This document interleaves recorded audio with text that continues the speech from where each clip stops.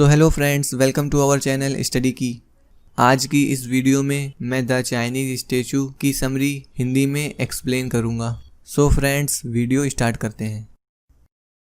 Narrator एक art lover थे जो कहते हैं कि मिंग डायनेस्टी से संबंधित एम्परर कुंग की एक सुंदर चाइनीज स्टैचू लंदन में एक नीलामी का आकर्षण केंद्र थी।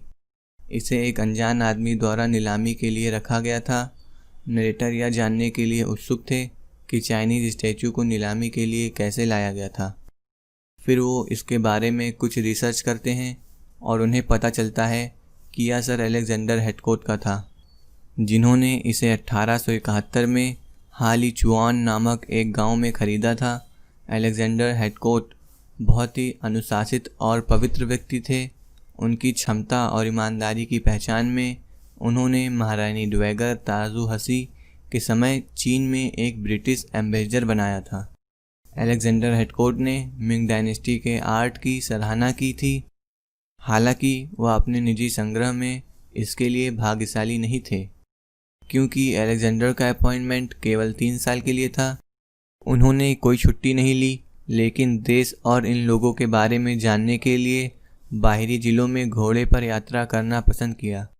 उनके साथ हमेशा एक मैंड्रिन रहता था जो उनकी भाषा को ट्रांसलेट करता था और उन्हें रास्ता बताया करता था।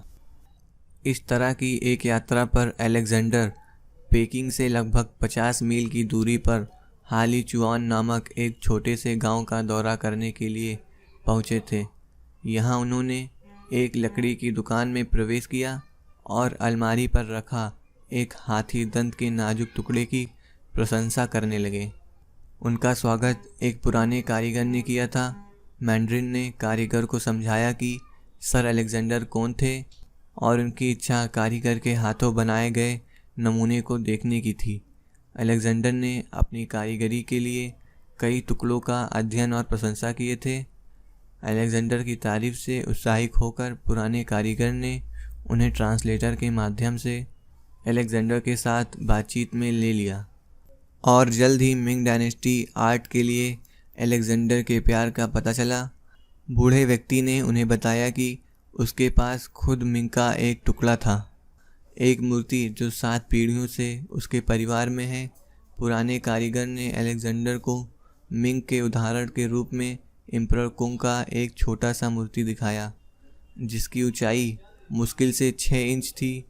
अलेक्जेंडर ने सोचा कि इसे बनाने की तारीख 15वीं शताब्दी के आसपास रही होगी, लेकिन दुख की बात है कि इसका बेस गायब था। फिर भी मूर्ति की सुंदरता बरकरार थी। अलेक्जेंडर स्टैचू की सुंदरता और कारीगरी से इतना अधिक मोहित हो गए कि उन्होंने इसे खरीदने की इच्छा की। उन्होंने कहा कि काश ये टुकड़ा मेरा होता। जैसे ही मैंड्रिन ने शब्दों का अनुवाद किया, तब अलेक्जेंडर को अपनी गलती का एहसास हुआ। वह पुरानी चीनी परंपरा को अच्छी तरह से जानते थे कि अगर एक सम्मानित अतिथि कुछ अनुरोध करता है तो जो बात मानने वाला होता है वो उनकी नज़र में और ऊंचा हो जाता है। पर अलेक्जेंडर के अनुरोध से बूढ़ा व्यक्ति दुखी था, लेकिन वह उनकी अनुरोध से सहमत हो गया। वह महसूस करते हैं कि एक बेस के बिना स्टैचू अधूरी है। फिर बूढ़े व्यक्ति ने एक बेस लगाने का फैसला किया। उन्होंने एक लकड़ी के पैकिंग को खोला जिसमें कई बेसेस थे। उसमें से उन्होंने एक बेस उठाया और स्टैचू में फिट किया। फिर उन्होंने उपहार के रूप में अलेक्जेंडर को चाइनीज स्टैचू दे दी। अलेक्जेंडर ने खुशी से वहां पर एक बेस छोड़ा जो छोटे डार्क कलर से दुकान में एक खजाने की तरह सजाया गया था। जैसे ही अलेक्जेंडर अपनी पार्टी के साथ पैकिंग के लिए वापस जा रहे थे, मैंड्रिन ने उन्हें एक और चीनी रिवाज की याद दिलाई।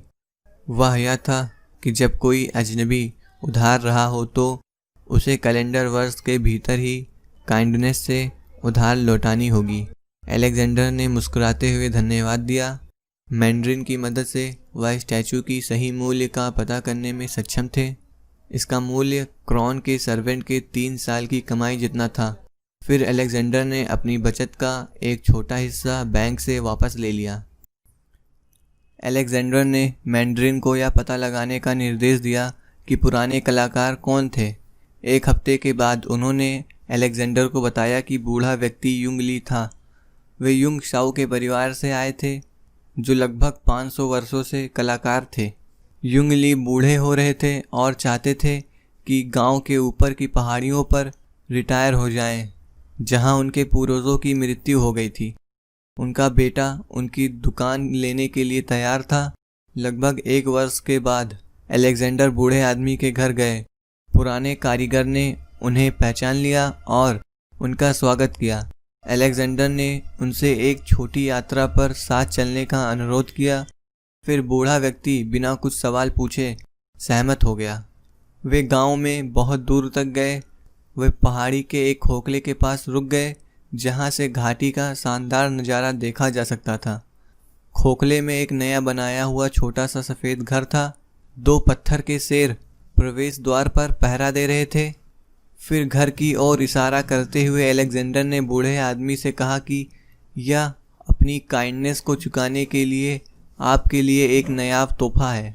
बूढ़ा व्यक्ति इसे स्वीकार करने से हिचकिचा रहा था, लेकिन मैंड्रिन ने उसे आश्वासन दिया कि महारानी ने अलेक्जेंडर के अनुरोध को स्वीकार कर लिया है, तो आपको भी स्वीकार करना चाहिए।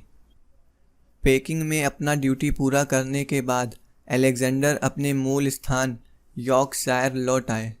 उन्होंने अपने जीवन का अंतिम वर्ष अपनी पत्नी और मिंग डायनेस्टी के साथ बिताया। उन्होंने अपनी मृत्यु से पहले अपनी वसीयत लिखी थी।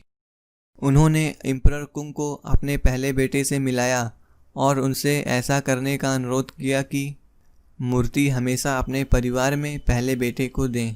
उन्होंने यह भी निर्देश दिया कि इसे जब तक नहीं बेचा जाना चाहिए जब तक कि पारिवारिक सम्मान दांव पर ना हो। अलेक्जेंडर की मृत्यु उसके 7वें वर्ष पर हुई। उनके बेटे मेजर जेम्स हेथकोट ने जीवन भर अपने साथ उस स्टैच्यू को सुरक्षित रखा। उनसे उनके पहले जन्मे रेवरेंड अलेक्जेंडर हेथकोट को यह विरासत में मिला, जो कुछ ही समय में बिशप हेथकोट बन गए। जब उनकी मृत्यु हुई तो उन्होंने स्टैच्यू को अपने बेटे कैप्टन जेम्स हेथकोट को दे दिया। दुर्भाग्य से यंग कैप्टन जेम्स हेथकोट को डनक्रिक के समुद्र तट पर मार दिया गया था और उनकी मौत हो गई थी। इस प्रकार प्रतिमा उनके बेटे एलेक्स हेथकोट को चली गई। एलेक्स हेथकोट एक बड़ा स्वार्थी बिगड़ैल लड़का बन गया। वह कुछ हफ्तों से अधिक समय तक नौकरी नहीं कर पाता था। वह एक पैसा खर्च करने वाला व्यक्ति था और वह हमेशा अपनी माँ से ज़्यादा खर्चा करता था। जब ब्रिटेन में कैसीनो खोला गया तो उसने महसूस किया कि उसे बिना काम किए पैसे कमाने का एक तरीका मिल गया है। उसने इस बिजनेस में इतना पैसा खो दिया कि वह जल्द ही भारी कर्ज में आ गया। उसके पास 8000 पाउंड थे। अपने नुकसान को ढकने के लिए उसने छोटे मिंग एम्परर को बेचने का मन बना लिया। वह अपने परिवार को विरासत में ले गया। फिर वो बॉन्ड स्ट्रीट पर गया और उसे सॉथबी को डिलीवर कर दिया। उन्होंने निर्देश दिया कि इसे नीलामी के लिए रखा जाना चाहिए। ओरिएंटल डिपार्टमेंट के प्रमुख ने इसके वास्तविक मूल्य का आकलन करने के लिए एक एक्सपर्ट को दिखाया, लेकिन एक्सपर्ट ने उसे बताया कि स्टैच्यू नकली है। 7 या 800 पाउंड से अधिक नहीं थी। यह ओरिजिनल वाले की एक कॉपी थी।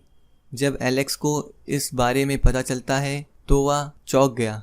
एक पल के लिए उसे अपने लेनदारों को पैसा देने से बचने का एकमात्र रास्ता आत्महत्या करने के लिए लग रहा था।